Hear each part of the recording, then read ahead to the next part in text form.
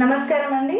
ఇవాల్టి మన టాపిక్ యోగా ఎట్లా పని చేస్తుంది, యోగా చేసినప్పుడు బాడీలో ఏం జరుగుతుంది, ఒక డిజీజ్ రాకుండా ఉండడానికి, వచ్చిన తర్వాత కూడా మనకి యోగా చేయడం వల్ల ఎట్లా తగ్గుతుంది అనేది మనం బయాలజికల్గా సైంటిఫికల్గా మాట్లాడుకుందాం. నేను స్పిరిచువల్గా ఏం చెప్పట్లేదు. మనకి యోగాలో ఇవి ఉంటాయి అన్నమాట. ప్రాణాయామాలు, ఆసనాలు వేయడం, ముద్రలు, ఆక్యుపంచర్స్, బంధాలు, చక్రాల పైన ధ్యానం ఉంచడం. ఇప్పుడు ఒక్కొక్కటిగా ఏది ఎట్లా వర్క్ చేస్తుంది అనేది తెలుసుకుందాం మనం బయాలజికల్ గా. వీడియో మొత్తం ఎండింగ్ వరకు చూడండి, తప్పకుండా మీకు ఇన్ఫర్మేటివ్ గా అనిపిస్తుంది అని నేను అనుకుంటున్నాను. నచ్చితే తప్పకుండా సబ్స్క్రైబ్ చేయండి.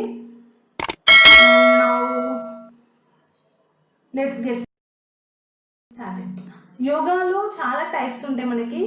హఠ యోగా అనేది ఎక్కువగా చేస్తున్నాం, మనం ఎక్కువగా ఫాలో అయ్యేది హఠ యోగా. మనకి బాడీలో డిసీజ్ రావడానికి మెయిన్ రీజన్ ఏంటి అంటే ఆక్సిజన్ సప్లై అనేది తక్కువ ఉండడం, సర్క్యులేషన్ లో ప్రాబ్లమ్స్ ఉండడం. సెకండ్ థింగ్ ఏంటి అంటే బయోకెమికల్స్ ఇంబ్యాలెన్సెస్ ఉండడం, అంటే కార్బోహైడ్రేట్స్, ఎంజైమ్స్, కొన్ని ప్రోటీన్స్, ఫ్యాట్స్, న్యూరో ట్రాన్స్మిటర్స్ ఎక్కువ తక్కువ అవ్వడం, ఇమ్యూన్ సిస్టమ్ ఫెయిల్ అవ్వడం, జెనెటిక్ డిసార్డర్స్ ఉండడం. ఇవి మెయిన్ కాసెస్ మనకి డిసీజ్ రావడానికి. ఇప్పుడు ప్రాణాయామం, ఇవన్నీ ప్రాణాయామ టైప్స్. ప్రాణాయామాలో మనం ఏం చేస్తామంటే బ్రీతింగ్ పైన కాన్సన్ట్రేట్ చేస్తాం, బ్రీత్ ఎక్సర్సైజ్ లాగా అనమాట. ఇన్హేలింగ్, ఎక్స్హేలింగ్, బ్రీత్ ని ఆపి ఉంచడం, ఖాళీ కడుపుతో ఉండడం, అంటే శ్వాసని బయటే ఆపి ఉంచడం. ఇవి టైప్స్ అనమాట.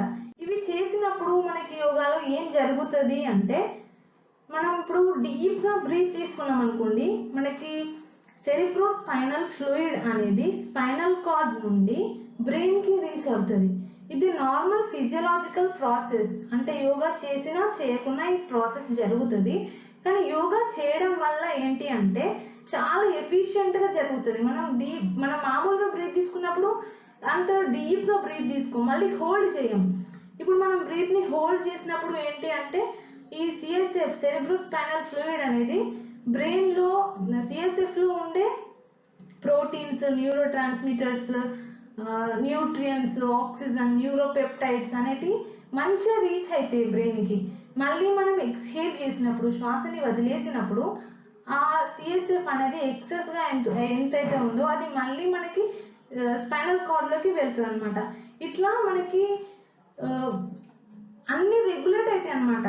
లైక్ న్యూరో ట్రాన్స్మిటర్ రెగ్యులేషన్ అనేది జరుగుతుంది ఇట్లా మనం ప్రాణాయామం చేయడం వల్ల, యోగా చేయడం వల్ల. న్యూరో ట్రాన్స్మిటర్స్ అంటే మనకి neuro chemicals, serotonin, dopamine, GABA, ఇవి ఎక్కువ అంటే రెగ్యులేట్ అవుతాయి అనమాట. ఎక్కువ తక్కువ కాకుండా మనకి కొంచెం ఎక్కువ మోతాదులో రిలీజ్ అవుతాయి అనమాట. ఈ ఎక్సర్సైజ్ చేసినప్పుడు, యోగా చేసినప్పుడు మనకి ఇవి కొంచెం రిలీజ్ అవ్వడం వల్ల ఏంటి అంటే మనం ప్లెజర్గా, హ్యాపీగా ఫీల్ అవుతాం అనమాట. యోగా చేసినప్పుడు కొన్ని ఎండార్ఫిన్స్ రిలీజ్ అవుతాయి. ఇవి రిలీజ్ అవ్వడం వల్ల మనకి పెయిన్ అనేది చాలా తక్కువగా ఉండడం, పెయిన్ తగ్గిపోవడం లాంటివి జరుగుతూ ఉంటుంది. ఇంకా ఏంటి మనకి అంటే ప్రాణాయామం, యోగా చేయడం వల్ల పారాసింపాథటిక్ యాక్టివేషన్ అనేది జరుగుతుంది. పారాసింపాథటిక్ సిస్టమ్ రోల్ ఏంటి అంటే రెస్ట్ అండ్ డైజెస్ట్, మనకి కూలింగ్, కామింగ్ ఎఫెక్ట్స్ అనేటివి చూపిస్తుంది అనమాట ఈ సిస్టమ్ యాక్టివేట్ అయినప్పుడు. ఇక్కడ ఇమేజ్ లో కనిపిస్తుంది వ్యాగస్ నర్వ్. మనం ప్రాణాయామం చేసినప్పుడు ఇప్పుడు వ్యాగస్ నర్వ్ యాక్టివేట్ అయింది అనుకోండి, ఇది ఇన్నర్వేట్ అయిన గ్లాండ్స్, అంటే ఎండోక్రైన్ గ్లాండ్స్, ప్యాంక్రియాస్ కానీ, లివర్ కానివ్వండి, ఇవి మంచిగా స్టిమ్యులేట్ అయ్యి వాటి నుంచి రిలీజ్ చేసే ఎంజైమ్స్ కానీ, హార్మోన్స్ ని కానీ మంచిగా రిలీజ్ చేస్తాయి. డైజెషన్ మంచిగా అవుతుంది, మెటబాలిజం కరెక్ట్ అవుతుంది. ఈ లింఫాటిక్ నోడ్యూల్స్ దగ్గర లింఫాటిక్ డ్రైనేజ్ అనేది కరెక్ట్ అవుతుంది. అట్లా మనకి పారాసింపాథటిక్ స్టిమ్యులేషన్ ద్వారా మనకి చాలా వరకు ప్రాబ్లమ్స్ తగ్గిపోతాయి యోగా చేయడం వల్ల. థర్డ్ థింగ్ ఏంటి అంటే మనకి యోగా చేసేటప్పుడు ఇన్ఫ్లమేషన్ అనేది చాలా తగ్గిపోతుంది. మనకి ఏదైనా ఒక డిసీజ్ రావడానికి ఆక్సిడేటివ్ స్ట్రెస్ అనేది చాలా పెద్ద రోల్ ప్లే చేస్తుంది అనమాట. దీర్ఘకాలంగా కొంచెంగా ఆక్సిడేటివ్ స్ట్రెస్ అనేది బాడీలో పెరగడం వల్ల మనకి హార్ట్ రిలేటెడ్ డిప్రెషన్ కానీ, డయాబెటీస్ కానీ, స్ట్రెస్ కానీ, సైకియాట్రిక్ డిసీజెస్ కానీ, ఇమ్యూన్ సిస్టమ్ వీక్ అవ్వడం కానీ లాంటివి జరుగుతుంటాయి. ఇప్పుడు మనం ఈ యోగా చేయడం వల్ల మనకి ఆక్సిడేటివ్ స్ట్రెస్ అనేది చాలా తగ్గుతుంది అనమాట. దీనికి చాలా ఎవిడెన్స్ ఉంది. C reactive protein, cortisol, brain derived neurotrophic factor, ఇవి ఏంటంటే బయోమార్కర్స్. ఇన్ఫ్లమేషన్ ఉన్న వ్యక్తికి ఇవి చాలా ఎక్కువగా కనిపిస్తాయి. యోగా చేసే వ్యక్తుల్లో ఇవి చాలా తక్కువ ఉంటాయి అన్నమాట. అట్లా మనకి ఇమ్యూనిటీ చాలా బూస్ట్ అవుతుంది. ఇప్పుడు మనకి సెకండ్ థింగ్, యోగా పోజెస్. ఒక పోస్చర్ పెట్టడం వల్ల మనకి డిసీజ్ అనేది ఎట్లా తగ్గిపోతుంది, డిసీజ్ అనేది ఎట్లా రాకుండా ఉంటుంది అంటే, ఫస్ట్ థింగ్ మనకి బ్లడ్ సర్క్యులేషన్లో చాలా ఇంప్రూవ్మెంట్ ఉంటుంది అనమాట. మనం స్టాండింగ్ పోజెస్ వేసామనుకోండి, స్టాండింగ్ పోజెస్లో ఉన్నప్పుడు మనకి బ్లడ్ ఫ్లో అనేది లెగ్స్కి, లోవర్ లిమ్స్కి, లోవర్ ఎక్స్ట్రీమిటీస్కి బ్లడ్ ఫ్లో అనేది చాలా ఇంప్రూవ్ అవుతుంది. ఎగ్జాంపుల్ అంటే ఇప్పుడు వృక్షాసనం ఫస్ట్ ఇమేజ్లో ఉన్నట్టు చేసామనుకోండి, రెగ్యులర్గా చేయడం వల్ల మనకి ఫ్లెక్సిబిలిటీ ఇంక్రీజ్ అవ్వడం, లోవర్ ఎక్స్ట్రిమిటీస్లో సర్క్యులేటరీ ప్రాబ్లమ్స్ అంటే థ్రాంబోసిస్, స్పైడర్ వెయిన్స్ ఇట్లాంటివి రాకుండా ఉండడం, అట్లా మనకి బ్లడ్ ఫ్లో వల్ల కూడా చాలా ఇంప్రూవ్మెంట్స్ ఉంటాయి.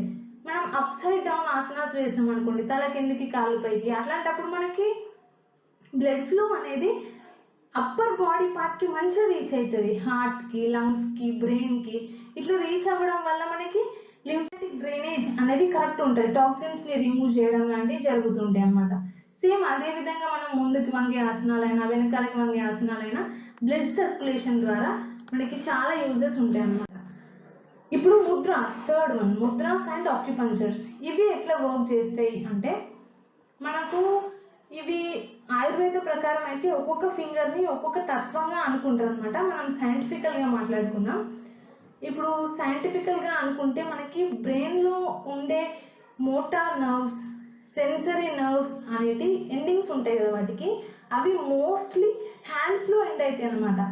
మోటార్ నర్వ్ ఎండింగ్స్ అనేటి చేతుల్లోనే ఎక్కువగా ఉంటాయి, ట్రంక్లో కాళ్ళల్లో కంటే కూడా చేతిలోనే ఎక్కువ ఉంటాయి. అట్లా ఉండడం వల్ల మనం ఏవైనా టూ ఫింగర్స్ని, ఏవైనా ఒక ఫింగర్ని తంబుతోని తంబుతోని టచ్ చేసినప్పుడు ఆక్యుపంచర్ అనేది వర్క్ చేస్తుంది, ఆక్యుప్రెషర్ అనేది వర్క్ చేస్తుంది. అట్లా అక్కడ ఉండే నర్వ్స్ అనేటివి స్టిమ్యులేట్ అవుతాయి. అట్లా మళ్ళీ సేమ్ స్టిమ్యులేట్ అవ్వడం వల్ల parasympathetic activation, neuronal regulation, neuro transmitter regulation, అట్లా అనమాట. మన బ్రెయిన్ నుంచి రిలీజ్ అయ్యే కెమికల్స్, బాడీలో నుంచి రిలీజ్ అయ్యే కెమికల్స్, అవి ఏవైనా గ్లాండ్స్కి అటాచ్ అయి ఉంటే ఆ గ్లాండ్స్ రిలీజ్ చేసే ఎంజైమ్స్, హార్మోన్స్ అనేవి ప్రాపర్గా రెగ్యులేట్ అవుతాయి అనమాట. ఈ ముద్రాస్ అనేటివి చాలా పవర్ఫుల్. ఇవి మెయిన్లీ ఏంటంటే పెయిన్కి, టెంపరేచర్ రెగ్యులేట్ చేయడంలో చాలా పెద్ద రోల్ ప్లే చేస్తాయి అనమాట, చాలా ఎఫెక్టివ్ కూడా. ఇప్పుడు బంధాస్ అండ్ చక్రాస్, ఇవి ఎట్లా వర్క్ చేస్తాయి అంటే, మనకి మన స్పైనల్ కార్డ్ క్రేనియం నుంచి సాక్రమ్ రీజియన్ వరకు కొన్ని స్పాట్స్ ఉంటాయి అన్నమాట. ఈ చక్రాస్ ఏంటి అంటే, మనకి న్యూరోనల్ ప్లెక్సెస్ ఉంటాయి కదా, అంటే 2 లేకపోతే అంతకంటే ఎక్కువ నర్వ్స్ అనేటి గ్యాంగ్లియన్ లాగా ఫామ్ అయినప్పుడు దాన్ని మనం ప్లెక్సెస్ అంటాం కదా. ఆ రీజియన్లో మనకి ఏవైనా autonomic nervous system related glands ఉన్నాయనుకోండి, వీటిని మనం చక్రాస్ అని మన యాన్సిస్టర్స్ మనకి చెప్పారనమాట.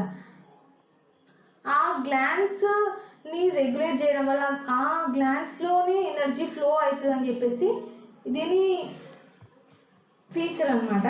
అంటే లైక్ ఎనర్జీ ఫ్లో అవుతుంది ఈ చక్రాస్ మధ్యలో అని చెప్పేసి. అండ్ ఇది మొత్తం ఎక్కువ స్పిరిచువలిజం రిలేటెడ్ ఉంటుంది. So I don't want to talk much about that. ఇప్పుడు మనం ఓవరాల్గా మొత్తం మాట్లాడుకుందాం, అంటే యోగా చేయడం వల్ల ఎట్లాంటి హెల్త్ బెనిఫిట్స్ ఉంటాయి అనేది ఓవరాల్గా చెప్తాను అనమాట. ఫస్ట్, బ్లడ్ ఫ్లో యోగా చేయడం వల్ల మనకి బ్లడ్ ఫ్లో అనేది కరెక్ట్ అవుతుంది, ఆక్సిజన్, న్యూట్రియంట్స్ అనేవి ప్రాపర్గా రీచ్ అవుతాయి. Second thing, parasympathetic nervous system stimulate అవ్వడం. ఇది స్టిమ్యులేట్ అవ్వడం వల్ల మనకి కామింగ్ ఎఫెక్ట్స్ ఉంటాయి, రెస్ట్ అండ్ డైజెస్ట్ ఎఫెక్ట్స్ ఉంటాయి. థర్డ్ వన్ ఏంటంటే, బ్రెయిన్లోని కొన్ని మనకి ఇంపార్టెంట్ న్యూరో ట్రాన్స్మిటర్స్ రిలీజ్ అవ్వడం వల్ల మనకి పెయిన్ తగ్గడం, హ్యాపీగా ప్లేజర్గా అనిపించడం లాంటివి జరుగుతాయి. ఫోర్త్ థింగ్ ఏంటంటే, మనకి బ్రెయిన్లో కొన్ని న్యూరో పెప్టైడ్స్ రిలీజ్ అవ్వడం, మనకి బాడీలో లింఫాటిక్ డ్రైనేజ్ అంటే టాక్సిన్స్ని రిమూవ్ చేసే ఒక పాత్వే అనేది చాలా ఎఫిషియెంట్గా వర్క్ చేస్తుంది అనమాట. ఇంకా ఇవి రెగ్యులర్గా చేయడం వల్ల మనకి bone mass, minerals, muscle strength అనేది పెరుగుతుంది.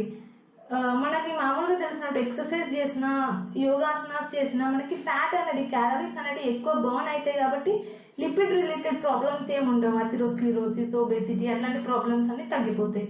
ఇంకా మనకి ఇమ్యూనిటీ కూడా బూస్ట్ అవుతుంది. Like cortisol, C reactive protein కూడా చాలా వరకు మన బాడీలో తగ్గుతుంది. ఇవన్నీ ఎవిడెన్స్ బేస్డ్ అనమాట. నేను చూస్ చేసుకునే కొన్ని రివ్యూ అండ్ రీసెర్చ్ ఆర్టికల్స్ చదివిన తర్వాత నేను ఫార్మాట్ ప్రిపేర్ చేసుకున్నా. And that's all. Thanks for watching. If you have any kind of suggestions, please comment and don't forget to subscribe.